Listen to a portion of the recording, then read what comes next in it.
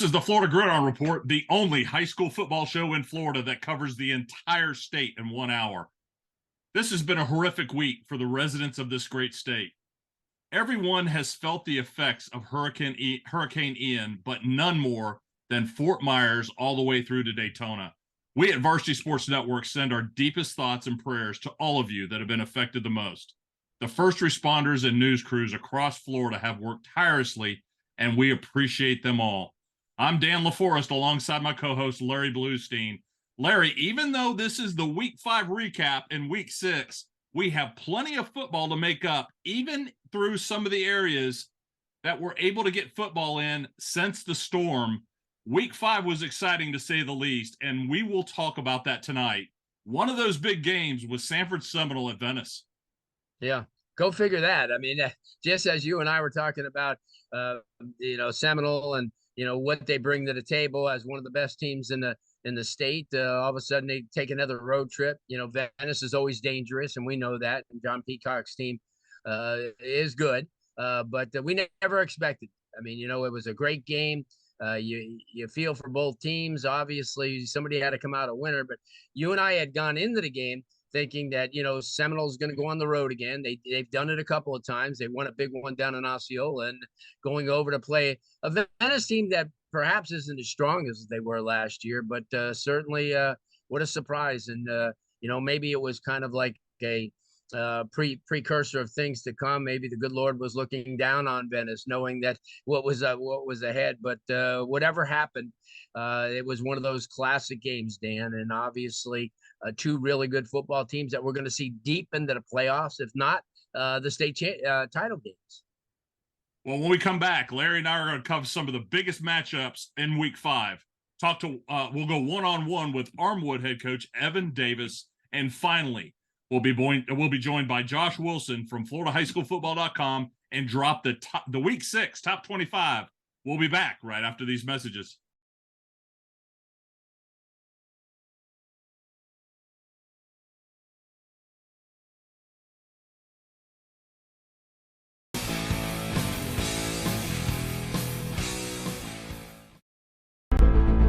Many years ago, high school sports had a home. All right, this is going to be a big football game. The fifth and final state championship game for 1992. Another edition of Football Friday night here on ABC 7. About half of the matchup that we expected. Boom! Oh, wait, no, it's supposed to be up. Yeah, there we go. Then the Friday night lights suddenly faded away for many of those watching from home.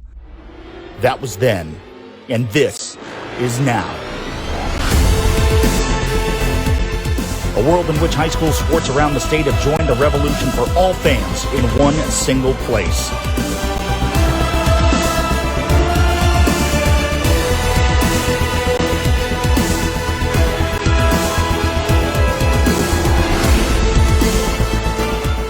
The stakes remain the same, but the script has changed. High school sports has a new home. This is Varsity Sports Network.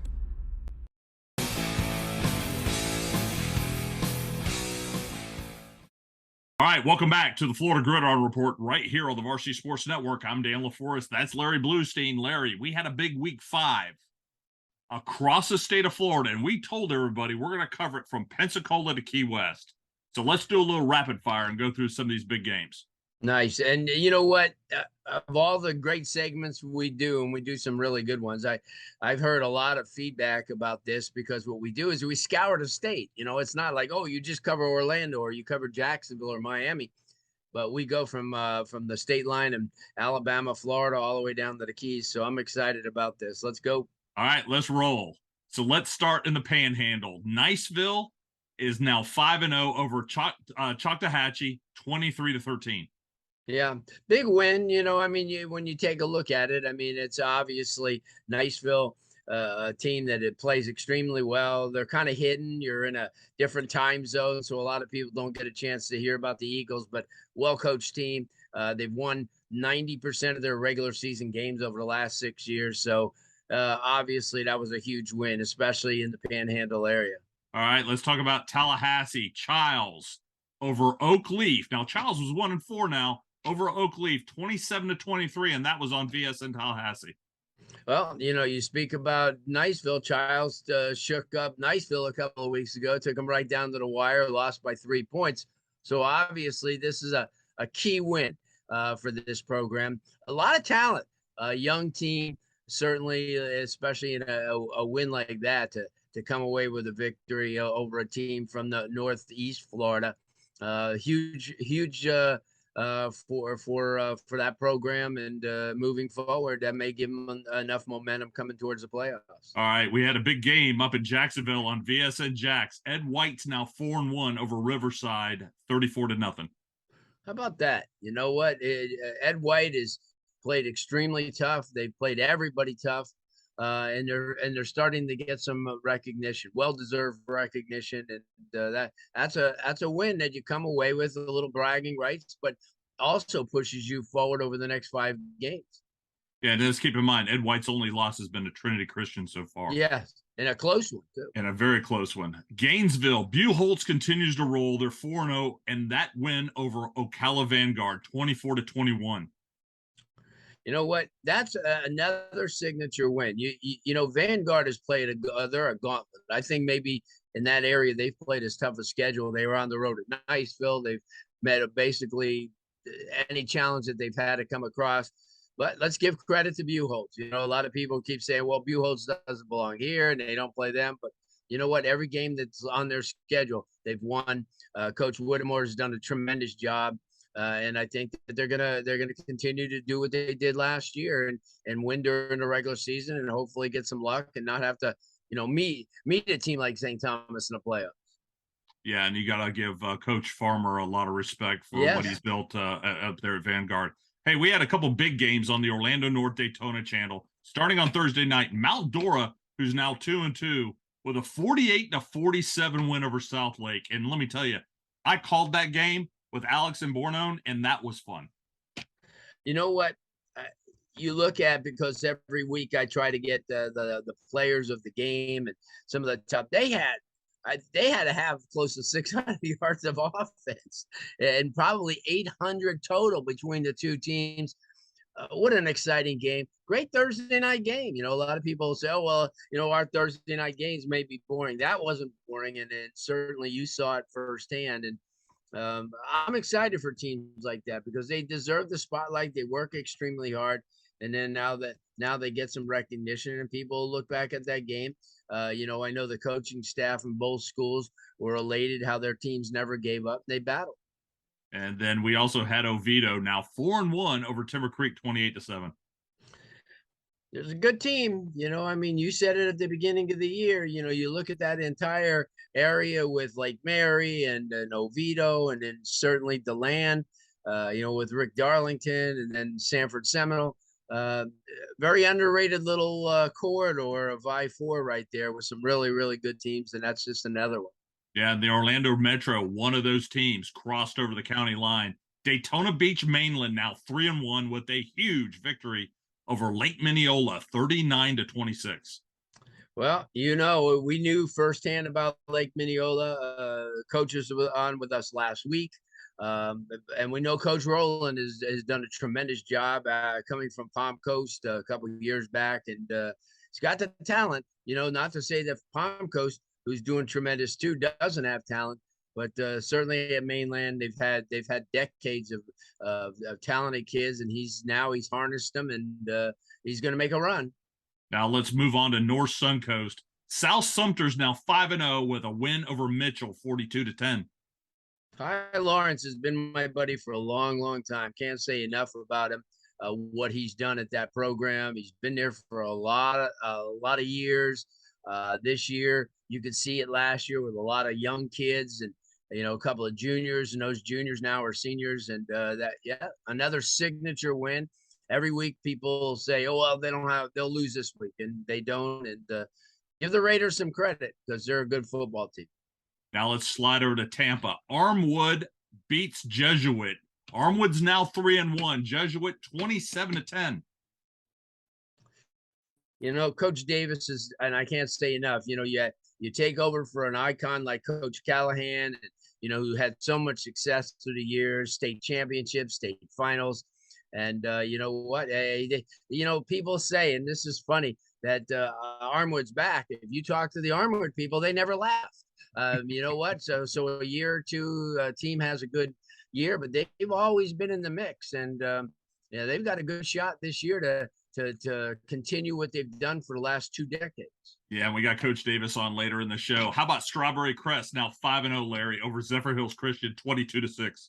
Yay, Chargers. First time in school history they start out 5-0. And when I was during the summer, wherever I went, whether it be USF or UCF or even some of the smaller schools like Southeastern University or Warner or Weber, you see them. They're there. They're taking part in line camps. They're taking part in the 7-on-7s. And if you don't think what you accomplished during June and July doesn't add up to what happens during the season, this is a perfect team to kind of look at the blueprint. Hard work in the offseason, Dan, makes all the difference in the world. Let's slide back east and hit that Citrus Belt. Bartow's now 4-1 with their win over Auburndale, 28-16. Big win. Auburndale, if you know Auburndale last year, I think they went unbeaten in the regular season. This year they were off to a really good start. They have a lot of younger kids, but let's give Bartow credit. I mean, that's a program that is always around, always near the top. They always Lake Wales, them, in that area right there with Fort Meade and Frostproof and Newberry and Lakeland. Yeah, in Lakeland, but the teams that don't get the pub, Lakeland obviously gets the publicity, but I said Newberry, but I meant Mulberry. But I'll tell you what, give Bartow a lot of credit, a lot of talent. Kids play extremely hard for that coaching staff. I tell you what, Space Coast had a big one, big top 25 team, a game. Kissimmee Osceola now 2-2 takes care of Rockledge. 31-7 and hands them their first loss of the season. Kind of poetic justice because of the fact that 3 out of the last 4 weeks, Osceola has had an opportunity to win games and probably in some cases should have won the game. Things kind of changed for the Cowboys this week. They went up and beat a really good team, and they didn't really beat them. They beat them sound. And, give that coaching staff credit because anytime that you go down to the wire with some talent and lose, you kind of figure, you walk into the next game figuring, okay, we're going to play hard, but we probably will come up on the short end. Coaching staff has won that game because they came up there and said, you know what? I don't care if they're undefeated. We're going to play hard and we're going to win this game. And they did. And we had a great one on VSN Suncoast. Port Charlotte, now 3-2, hands Manatee, their first loss of the season, 29-6. Yeah, sometimes when you take a look at a game like that, I mean, these kids know each other. They're only separated by 45 minutes to an hour. The two areas. They play against each other in youth football. They clash at all the events. During the summer, and that's how it is. I mean, in Port Charlotte's loaded with talent, and Charlotte, their neighboring schools, the same thing. They have a lot of talent and great football over there, just not as publicized as it should be, but that's why you have us. And how about Southwest Florida? I took the over on this game, Larry. First Baptist Academy now 3-1 over Bishop Verot, 56-42. How big is that win? I mean, this is a program that's been, kind of trapped behind Champagnat Catholic, and getting out of the, going to the playoffs. But they're stacked. They've got tremendous quarterback play. Coaching staff is really, really good. Got a chance to meet all those guys this summer. Outstanding football team. And, it's a signature win. Verot has been doing a tremendous job. And, now you get somebody's attention. And now that they've got it. All right, now let's get down to South Florida. Palm Beach County, Pahokee, now 4-1. Big win over Palm Beach Gardens, 38-30. Look at who they've beat. Palm Beach Gardens, Palm Beach Central, coming over after losing at the beginning of the year. Coach Manny has done a tremendous job with that team. Perhaps one of the best young sophomore quarterbacks nationally. And Austin Simmons, who, oh, by the way, will probably be a first-round draft pick as a left-handed pitcher who at the age of 15 is throwing 92. Um, they've always had athletes, Dan. You know that back in the day, they were always a formidable opponent. And yeah, now they're getting their due, and they're going to be heck when the playoffs come. Now into Broward. Pinecrest 4-1 gives the visiting Windermere Prep their first loss of the season, 21-20. Doesn't get any closer than that. You know, there's another program because of all the talent in South Florida. Pinecrest never really gets their due. I mean, obviously, it's a school that's so, and that was I would call that game the academic bowl because both programs are kids have high academics. You know, that's stressed. That was almost like an Ivy League type of game.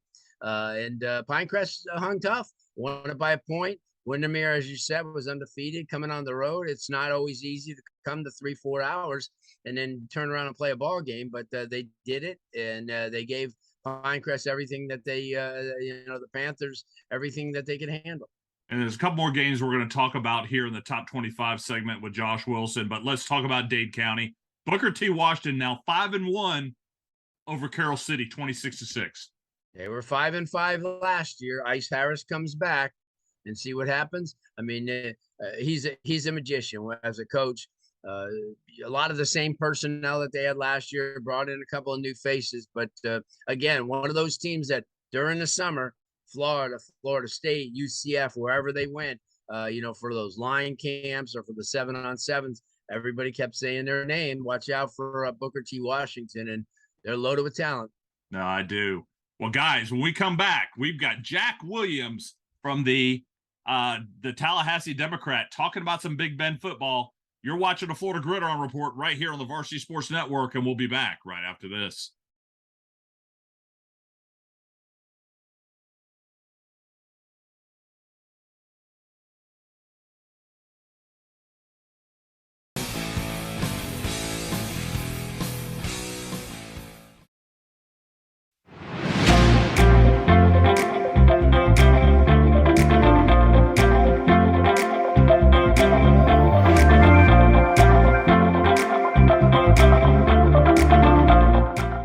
We wear all types of equipment to protect ourselves from injury. One of the most important, yet neglected parts of the body are the ankles. Research shows that more than 30% of all sports injuries are ankle-related. Preventing an injury is key in any sport and applies to any job where you're on your feet all day as well. Prevent Sprain socks were scientifically designed and engineered for support, stability, and performance. Stay active with PreventSprainSocks.com.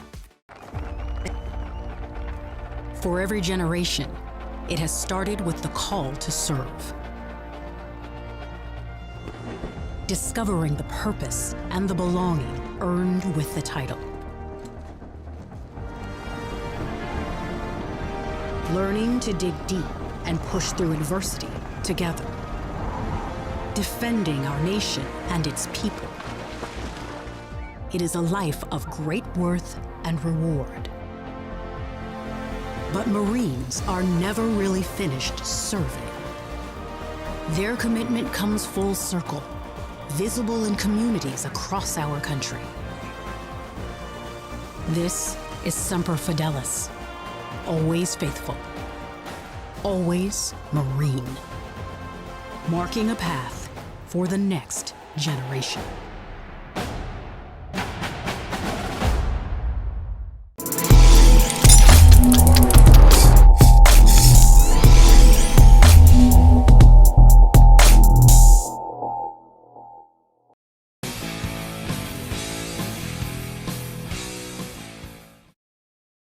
All right, welcome back to the Florida Gridiron Report right here on the Varsity Sports Network. I'm Dan LaForest. That's Larry Bluestein. And welcome Jack Williams from Big Bend Preps and the Tallahassee Democrat.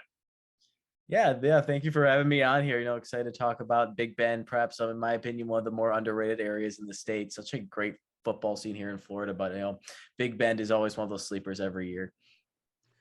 Jack, you've had, we're talking about programs like Florida High and Coach Hickman, what he's done a tremendous job. Lincoln's been on the rise over the last couple of years, getting back to the form that they've been.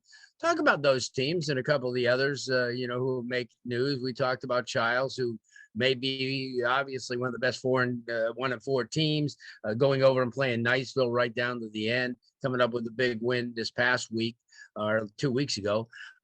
Obviously, these teams, as you said, Rickards beat Miami Edison. So you have a lot of programs that are making some news, as you said, underrated area. Talk about that area.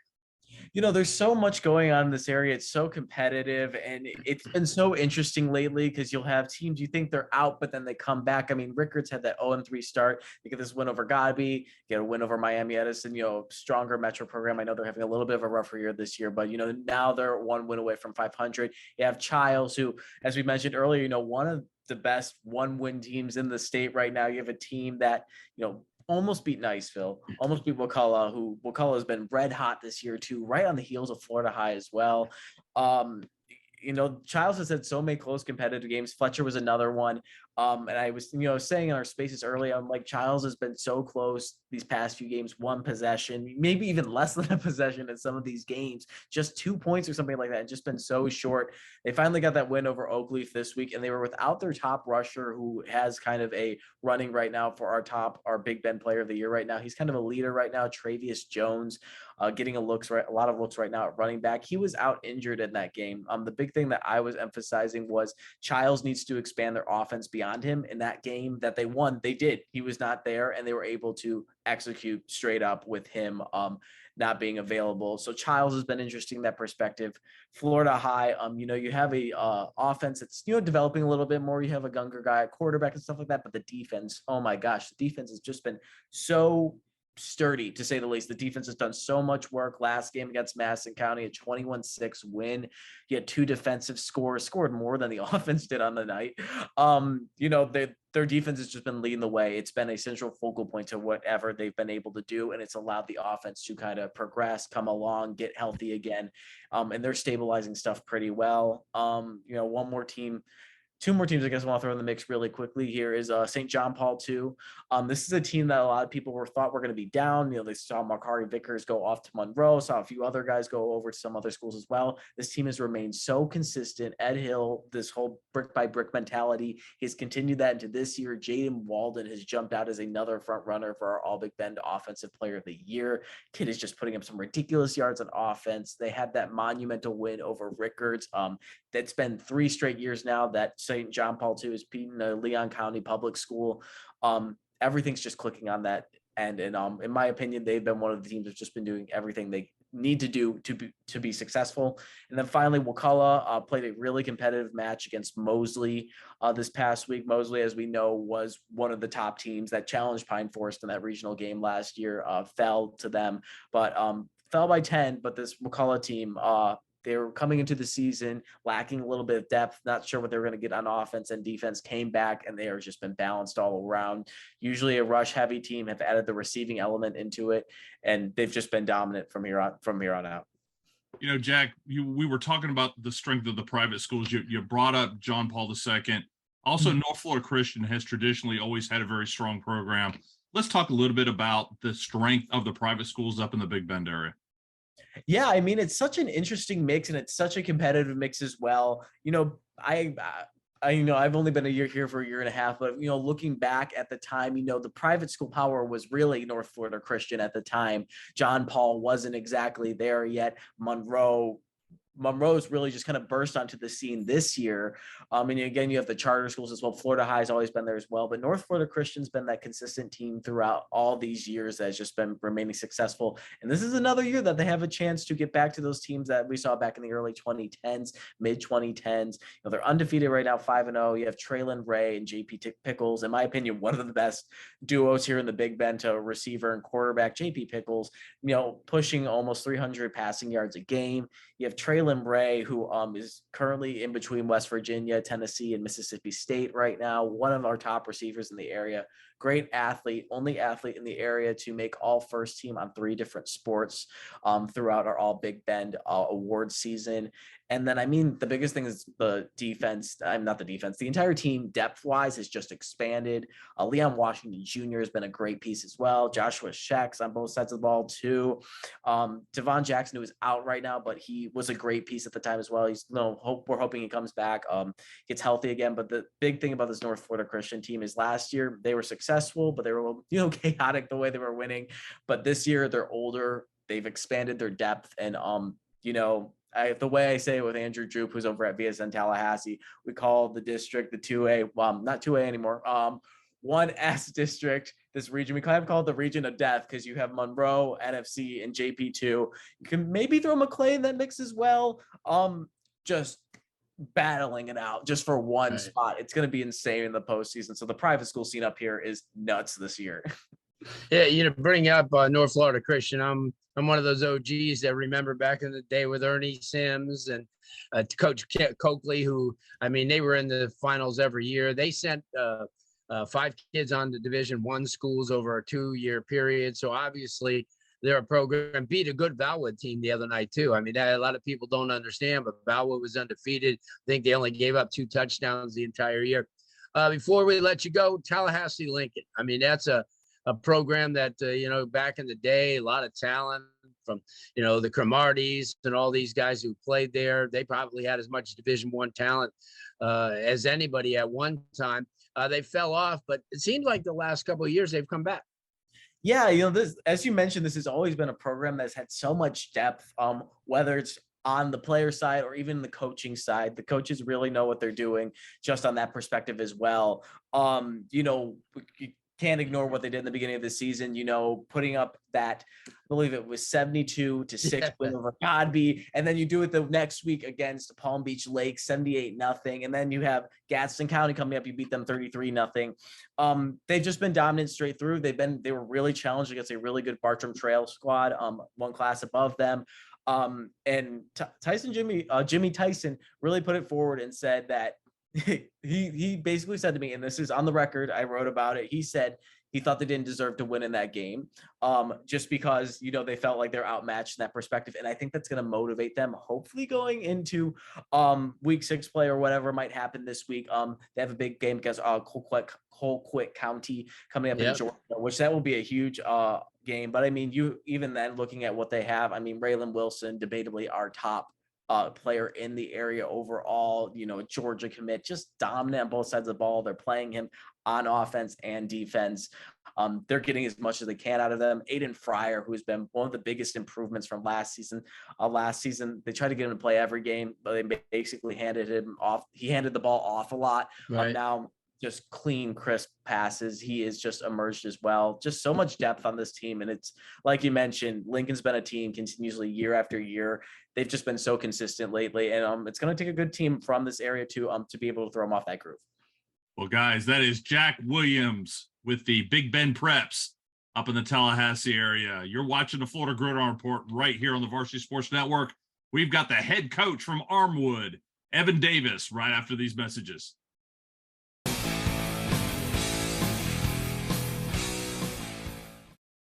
When you're under the influence of marijuana and you choose to get behind the wheel, you know it's wrong, and you can affect countless people. So if you don't think about them, you'll answer to us. Drive baked, get busted. Searching for meaning in a relentless world, always connected, but somehow alone, trapped by illusion. We offer another path, where the battle to belong begins. Awakened by a calling, united by the cause you fight for. No one can take away what it means to be among the few, the proud, the Marines. In the market for the finest athletic apparel available, check out theimperialpoint.com. Fully sublimated designs, top quality, made in the USA apparel for any team and any fan. Check them out today at theimperialpoint.com or give them a call at 800-801-4884. Imperial Point Apparel, made in the USA.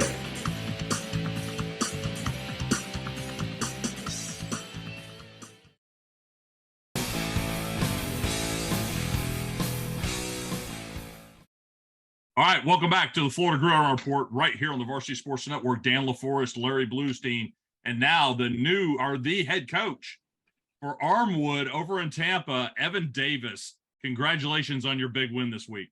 Thank you very much, and thank you guys for having me on tonight. Excited to spend some time with you guys. Coach, you take a look at your team already. I mean, you have that one loss to Hillcrest, who's 6-0, one of the top teams in Alabama. But ever since then, you guys have played. You played Armwood football. I mean, and I go back a ways. I remember when you played under Coach Cal, did a tremendous job. And I mean, this is a program, a lot of community pride. You drive by it on I-4 and you see all the state championships. And talk about that and what it meant the other night, because I know that should have been one of the marquee games in the state, and a lot of people probably have gotten away from attending games like that. Especially the media. Talk about that game, what it meant to both programs. Yeah, well, I mean, you also add in that Tampa Jesuits head coach Matt Thompson was our defensive coordinator for I think 13 years. Their defensive coordinator, Daryl Palmer, was our defensive coordinator for a long time. There was a lot of Armwood ties even on the Jesuit side. And, we had a great crowd. We had a great environment for the game. We were just excited to get out there and compete, to know what Jesuit has become a standard. They're defending 6A state champions. And we went up to Hillcrest, and for so long, and when I took over the program from Coach Cal, it was a real big push for me that everybody, we made 5 out of 6 state title runs, and didn't come away with any, right? We're state final, and everybody say, oh, well, you don't play anybody, and then you get to the state finals and you don't get to coach your kids through adversity. So it's always been a push for me to make our kids have tests early. That's why we played Lakeland, a kickoff classic. Unfortunately, got canceled in the second quarter. We go up to Hillcrest, and it's about as hard of an environment with one of the best teams that you can imagine. And the officials were not on our side, to say the least, that night. But we were able to take that bus ride back home, and our kids were able to understand that, guys, we're talented. We just got to be able to put it together, and then have a Tampa Jesuit come in to our house, and everybody talks about how disciplined they are, how well coached they are, and telling my kids that, we got to match that. And it's going to be hard to do, but I'm just asking you to match that one play at a time. And I think we did a pretty good job of it. Coach, Larry and I were kind of joking around about a quote that you had over the weekend. Is somebody asked you, or said that, Armwood was back, and your comment was, we never left. Talk about the tradition of Armwood, the community, and obviously everything that's kind of been surrounding that environment that possibly helped you guys to that victory Friday night.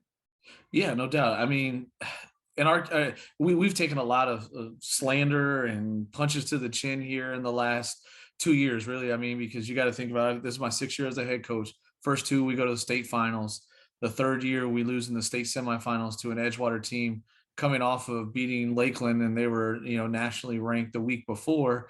We have our COVID year, and then last year we're 7-3, and unfortunately, us helping out a kid academically caused us not to be able to help out, get into the state finals. So for the first time in 20 years, we weren't in the state finals. So I think that's what we meant by where we were. But, our community never, left us.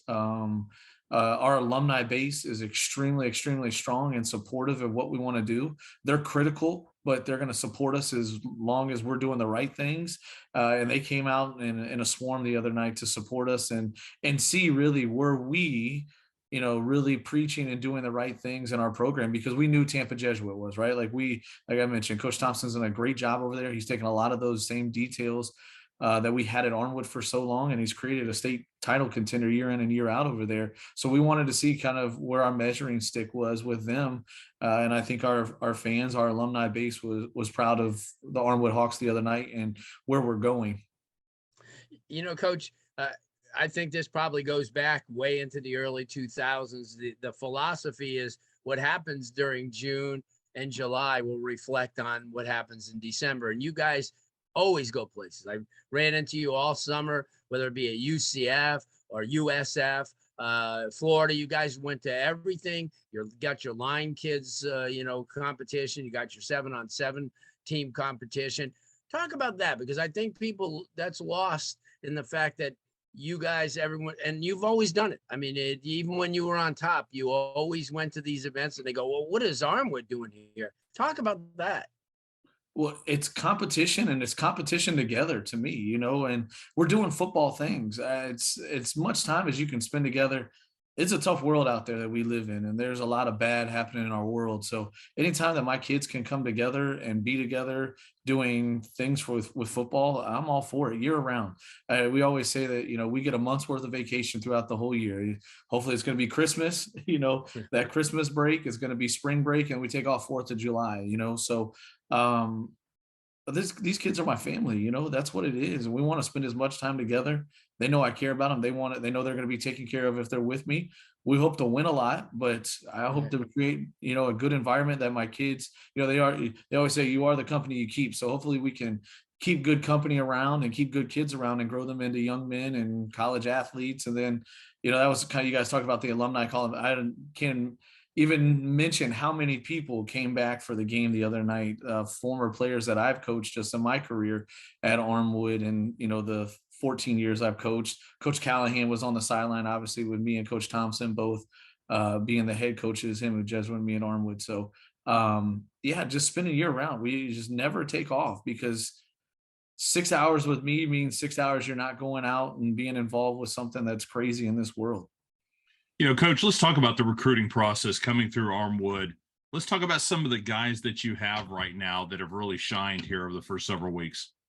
Yeah, I mean, so we had a couple of colleges on the sideline the other night, and it was really impressive to see our young men show out. We are starting 2 seniors on offense and 5 on defense. So this group is talented, but we're still young. So that was another thing you guys talk about. We needed to learn how to win big games. And I think that as a young group, we were led through the fire through a guy by the name of Murdoch Jones, number 8, senior quarterback, big guy, 6'3", 220. He's got USF right now, Richmond, Charleston Southern, all very hot on him. And then on the defensive side, number 5, Damian Hughes has just been outstanding playing linebacker for us.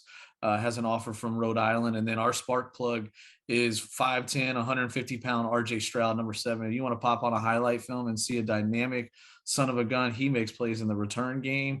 He's going to catch the ball for us. He's playing safety. He's playing corner. And then, this senior class, like I said, our left tackle, our other senior on offense has a Stetson offers, picking up some more academic steam. Jay Crumby in the secondary, number 6, has played well, has about 15 offers. So, and then our underclassmen is, G Pringle, number 2, Olante Dean, number 9. Both are kind of leading weapons on offense, are both, 2025 kids. Makai Anderson, and our best offensive weapon, our returner from last year, our 1,000-yard wide receiver, 13 touchdowns, didn't even play the other night. I think he played like 5 snaps for us, Malik Brown, a junior. So really, really excited about the future of our program. But I'm just as excited for right now, because that future just realized what they could do right now. So, we got Wharton. They actually just announced that we're not going to be playing this Friday. We're out of school Monday through Thursday. I don't know if you guys have heard that. Yeah. So we're kind of up in the air of when we're going to play Wharton, but it's a district game. I think in the toughest district in the state of Florida, with us and Wharton and Tech. So we're excited. We're excited about where we're at and where we're possibly going. All right. That is the head coach over at Armwood, Evan Davis. You're watching the Florida Gridiron Report right here on the Varsity Sports Network. We got Josh Wilson with a FloridaHighSchoolFootball.com top 25 right after these messages.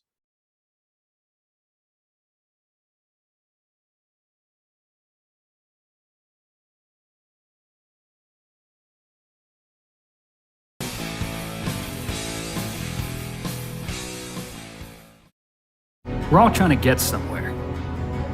But no matter what, no matter where we're going, we never forget what matters most. In the market for the finest athletic apparel available, check out theimperialpoint.com. Fully sublimated designs, top quality, made in the USA apparel for any team and any fan. Check them out today at theimperialpoint.com or give them a call at 800-801-4884. Imperial Point Apparel, made in the USA.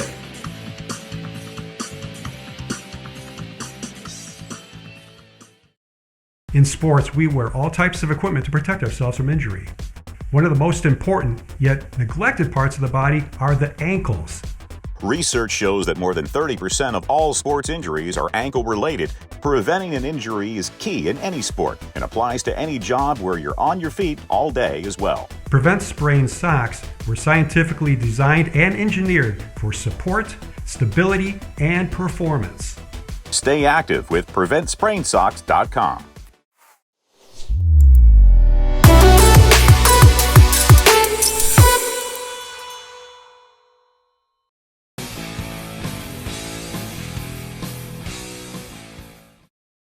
All right, welcome back to the Florida Gridiron Report right here on the Varsity Sports Network. I'm Dan LaForest. That's Larry Bluestein, and welcome back, the editor-in-chief of FloridaHighSchoolFootball.com, Josh Wilson, with the new Top 25. Yeah, absolutely. And of course, everything with the top 25, we had some major shakeups after following week 5 games. I mean, some teams that in the top 10, 2 teams in the top 10 surprisingly lost. And now there's going to be a bit of a shakeup, I believe, coming here this week when I reveal the new top 25 rankings. Yeah. And there's going to be a couple of other games coming up that'll also, this week, you have another top 10 matchup between Heritage and Cardinal Gibbons. So, these games will send in Northwestern, who is still staying around. We'll have Central in 2 weeks, Dillard and St. Thomas in 2 weeks. As we told you before, Tampa Bay Tech's got another couple of good games. So I'm excited, but at least, you know what, as we said, guys, at the beginning of the year, when everybody was all up in arms, how could you put this team there? I said, everything will always play out. It does every year. No, yeah, absolutely. Another big game we're talking about too. Does Cocoa creep back in? They're at Seminole here in 2 weeks. Yeah, that's another good game. So there's a lot of great games. I know that Josh, you have your hands full every week trying to come up with to make it fair, and you do. You make it nobody can say you're not fair. You don't have a dog in the race. So, no. I don't see Middleburg there. So, but you're fair. We did drop the alma maters here. That's all right. I think all 3 of us, we suffered this weekend. I actually had a chance to go see my alma mater, North Miami, against Calvary Christian. They got up 7-0. I took a picture of the scoreboard and sent it to all my buddies. And that was it. Hey, I will say, actually, Middleburg won their first game, so they're on the board. Yeah, my Blue Darters hung tough with the Edgewater Eagles and the number 1 running back in the nation now, Cedric Baxter. Yeah. So, yeah. Well, I'll tell you what, Josh, let's drop it. Number 25 to number 16. Number 25. Well, let's start with this. With number 25, Rockledge falling 8 spots from last week after losing to number 25 Kissimmee Osceola, and that was not a close loss. That was actually a more devastating loss for the Raiders right there, 30-7. Kissimmee Osceola. We'll find out where Kissimmee Osceola moves up to in a moment here, but Rockledge falling down to the 25th spot, almost out of the rankings here. But and looking ahead, Tampa Jesuit, our biggest mover of the week, actually falling 15 spots from that number 9 spot to number 24 after suffering a big loss to Sacramento Armwood on the road. And this was the first game that they did not have Luke Knight. Luke Knight transferred to Merritt Island the previous week during the bye week. So Tampa Jesuit starting Will Griffin out as a freshman on his first start, and the Tigers suffered a road loss right there. Dillard. That was a thing interesting. A Saturday night game and get Travis Powell against Miami Central. Miami Central against the number 1 team in the state and one of the top teams in the country. And Dillard just literally got basically ran out of Travis Powell, and they fall from number 16 to number 24.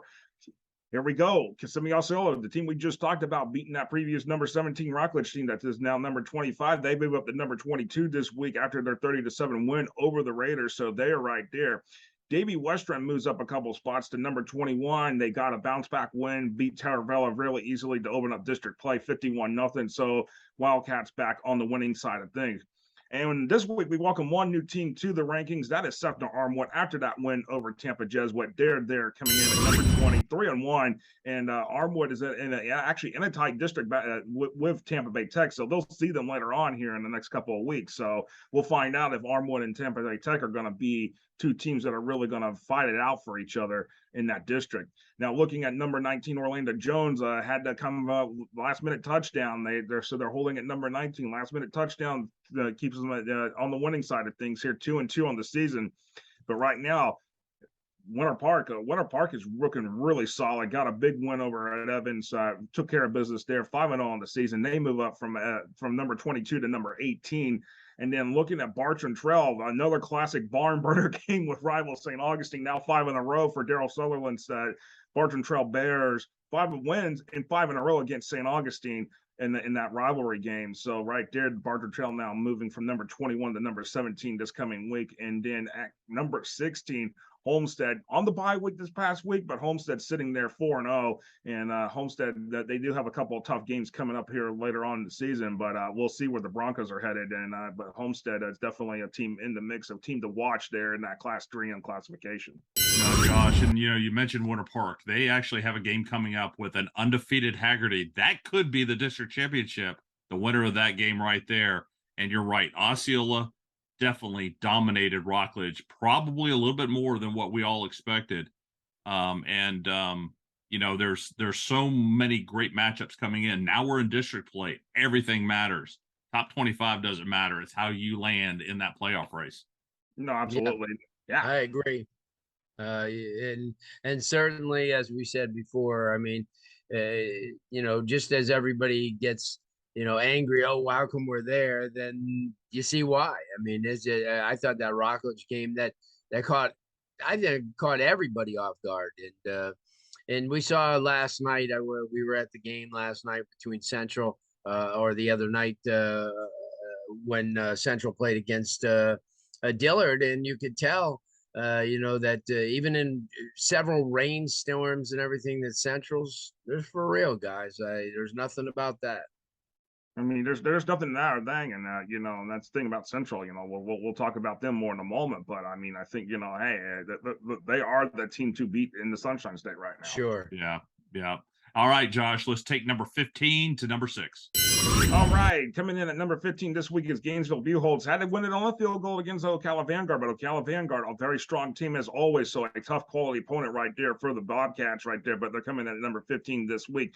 Pensacola Pine Forest, another tough opponent for them against Pensacola West Florida, who has been a playoff contender the last 5-6 years, and they get a victory. So Pine Forest now 5-0 on the season at number 14. Orlando Edgewater moves up one spot to number 13, 5-0 on the season after getting a very tough and win at home against Apopka. So the Eagles now sitting there 5-0 on the season. Trinity Christian, a barn burner game against Lake City Columbia out of the Class 3S classification, but the Conquerors 5-0 on the season, 43-30 win over the Tigers.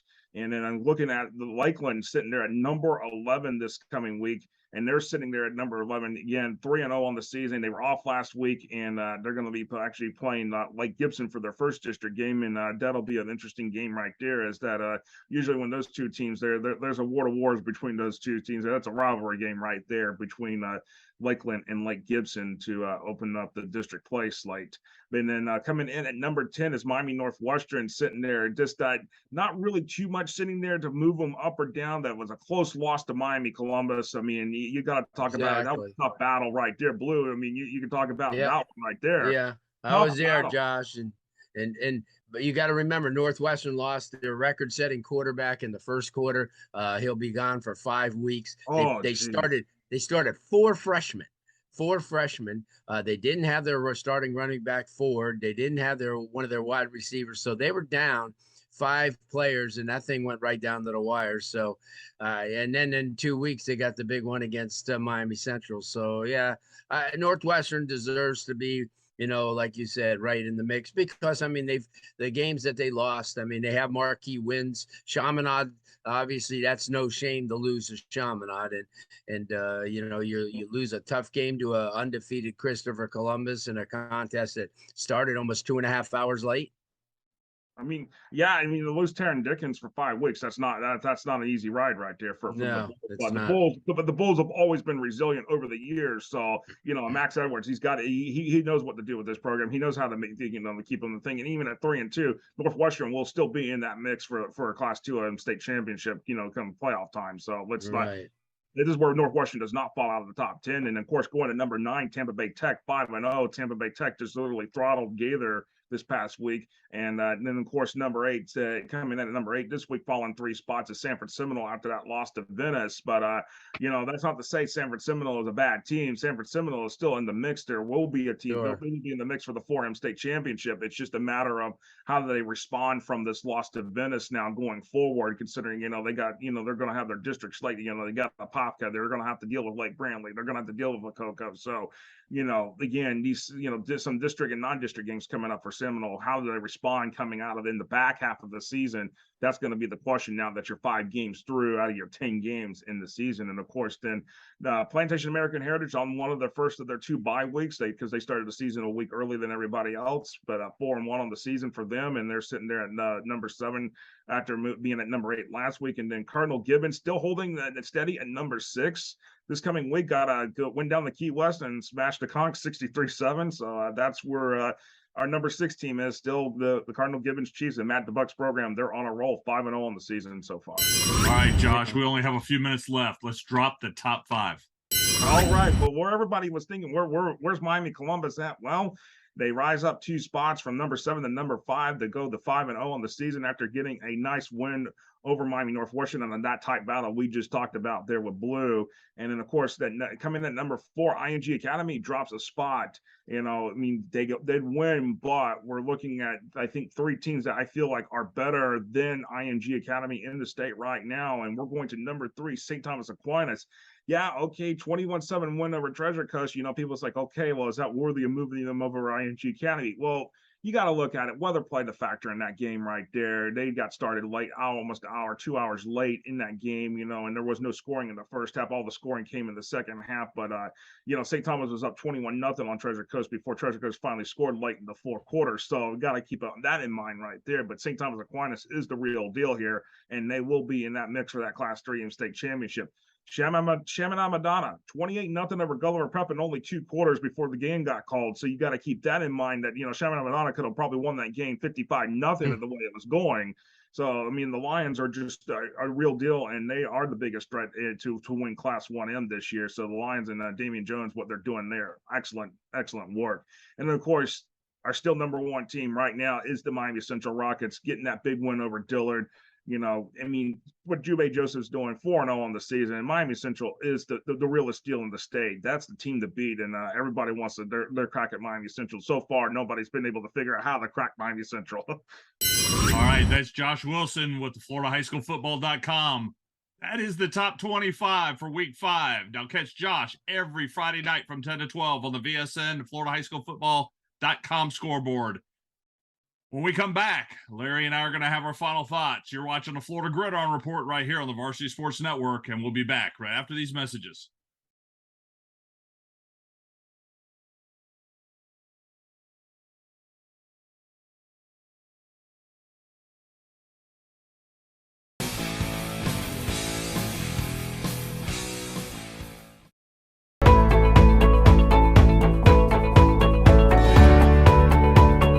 Searching for meaning in a relentless world.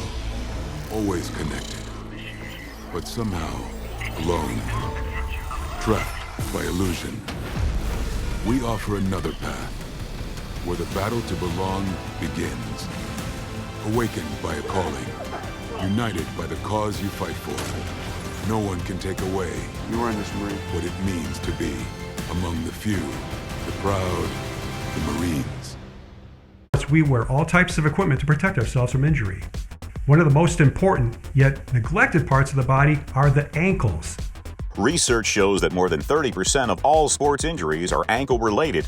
Preventing an injury is key in any sport and applies to any job where you're on your feet all day as well. Prevent Sprain socks were scientifically designed and engineered for support, stability, and performance. Stay active with PreventSprainSocks.com.